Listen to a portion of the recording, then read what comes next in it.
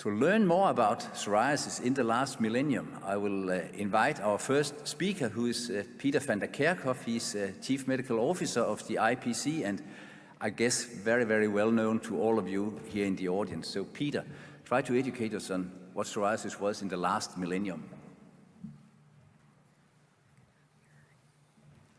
Thank you, Lars, for this very kind introduction. It's a pleasure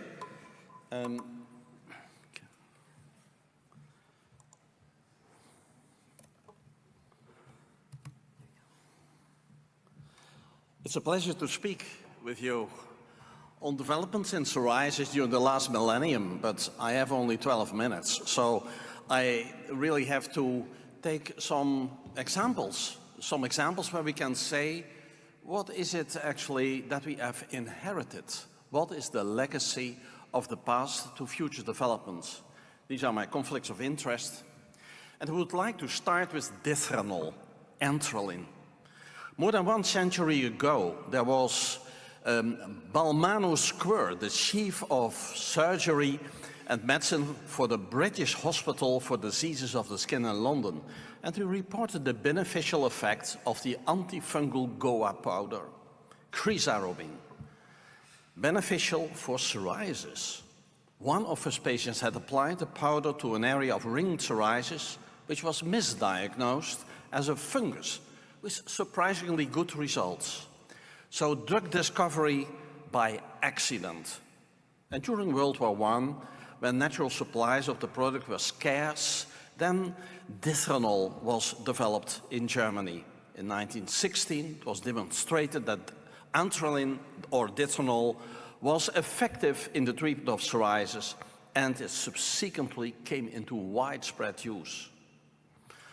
Dithranol actually has been going strong for about 1 century, but nowadays it will be very seldomly used. But what is the inheritance for me of dithranol? What remains intriguing is that over a full century, no other disease than psoriasis, that in no other disease dithranol proved to be effective. So it is to some extent a psoriasis selective treatment. And recently, from Teresa Benezeder, from the group in Graz, dithranol was investigated, and they demonstrate the following on studies on the psoriatic lesions, the Jun-CB model and imiquimod psoriasis mouse model.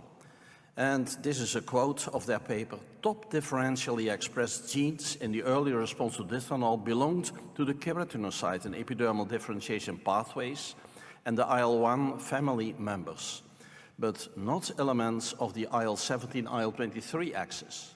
In human psoriatic response to dithranol, a rapid decrease in the expression of keratinocyte differentiation regulators, antimicrobial peptides, and furthermore chemotactic factors for neutrophils and neutrophil infiltration was followed with much delay by the reduction of T infiltrate.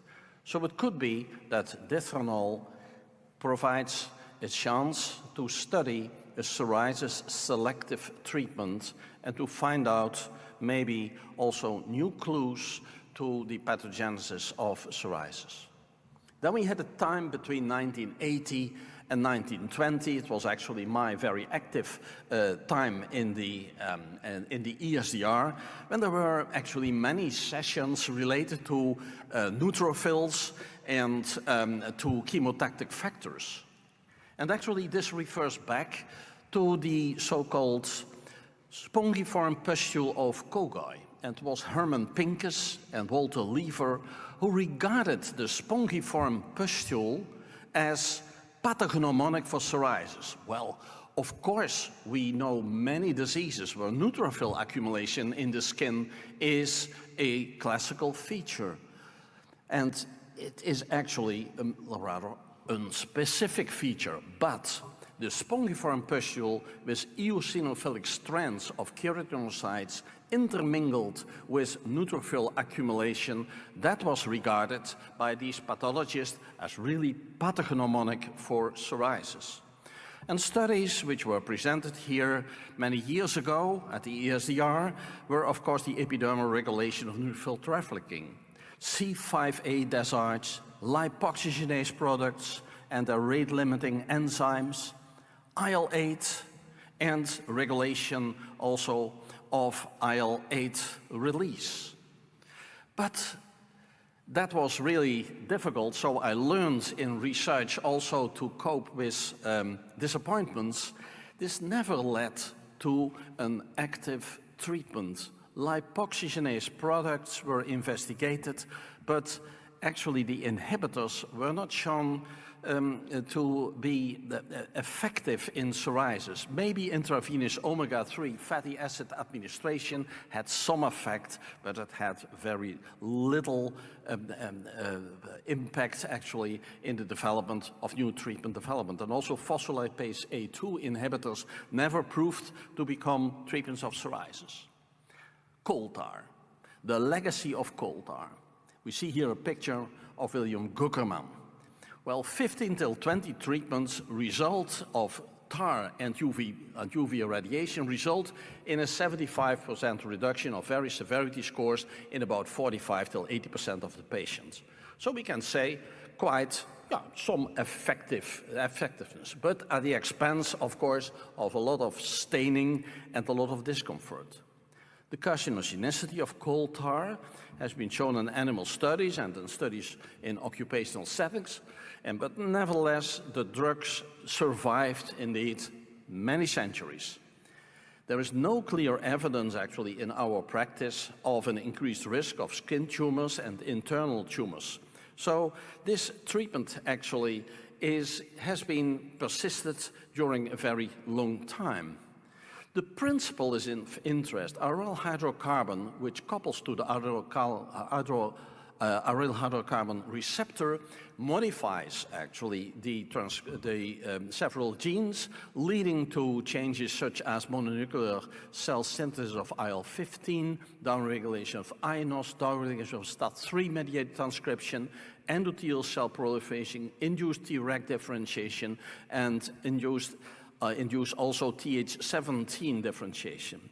The legacy is that a new drug, tapinarof, an aryl hydrocarbon receptor modulating agent, also binds to the aryl hydrocarbon receptor, leads to transcription of actually cytokines, which inhibition of the transcription of cytokines, which are relevant to psoriasis and atopic dermatitis, antioxidant response, and also interferes with barrier functions. The efficacy is shown in psoriasis on this slide. That is a mean PASI response, a reduction of the number of patients reaching the PASI 75 of 36% of the patients realizing PASI 75, and the safety signal, which is quite good. Methotrexate, insights evolve and treatment still going strong. Well, at around 1975, 1980, 1990, it was believed that psoriasis is a disease of epidermal hyperproliferation. And by autoradiography studies, it was shown that in psoriasis, the cell cycle duration was decreased markedly. Methotrexate in those days was felt to be a true pathogenesis-based treatment in the sense that also Gerald Weinstein developed the so-called 36-hour drug availability, for he said that is the duration of the cell cycle, and we have to have availability of the drug during 36 hours.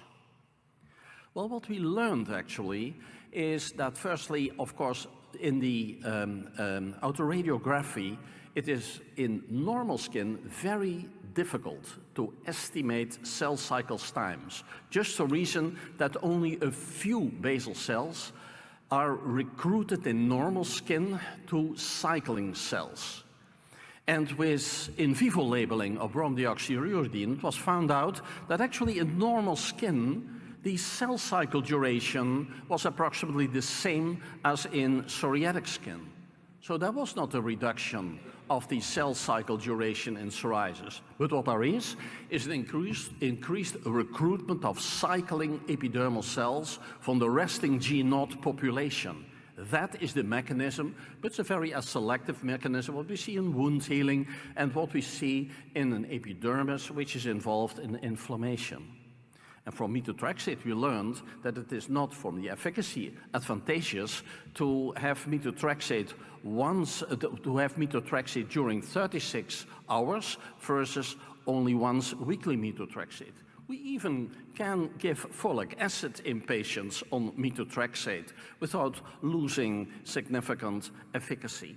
And we learned actually that methotrexate actually has several other mechanisms which are important in the immunology. Inhibition of T cells, macrophages, endothelial cells, inhibition of NF-kappa B, inhibition of the binding of interleukin-1 beta to its receptor and improving functions of Tregs through upregulation of this pathway. Psoriasis is a T-cell driven disease.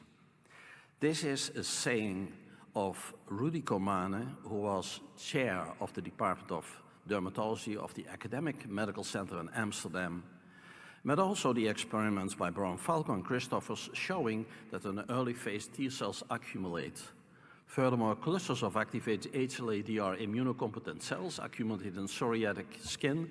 An injection of CD4 T cells in pre-psoriatic skin transplanted SCID mice induce psoriasis. But I think the most compelling studies were around cyclosporin. Cyclosporin as a pathogenesis-based principle. Cyclosporin has a dramatic effect on the psoriatic lesions. Cyclosporin binds to cyclophilin and inhibits calcineurin, resulting actually in a reduction in IL-2 transcription. In itself, one could say, isn't this the same story that we heard around methotrexate? That was originally also thought to be a pathogenesis-based treatment. But what is very important here is that actually there is a selective inhibition possible with an interleukin-2 conjugated to diphtheria toxin. And what was shown is that treatment with this highly selective highly selective treatment with this pathway improved psoriasis also dramatically, showing that it was really a psoriasis-relevant mechanism.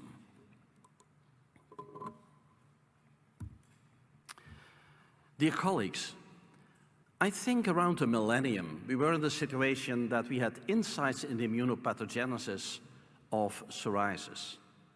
And around that time, there were innovative technologies to develop targeted treatments. And that meant that actually the bridge was open for the development of further insights in the immunopathogenesis and development of targeted treatments with an unprecedented efficacy and safety profile. Lars, I would like to end at this moment with the presentation and to give you the word back.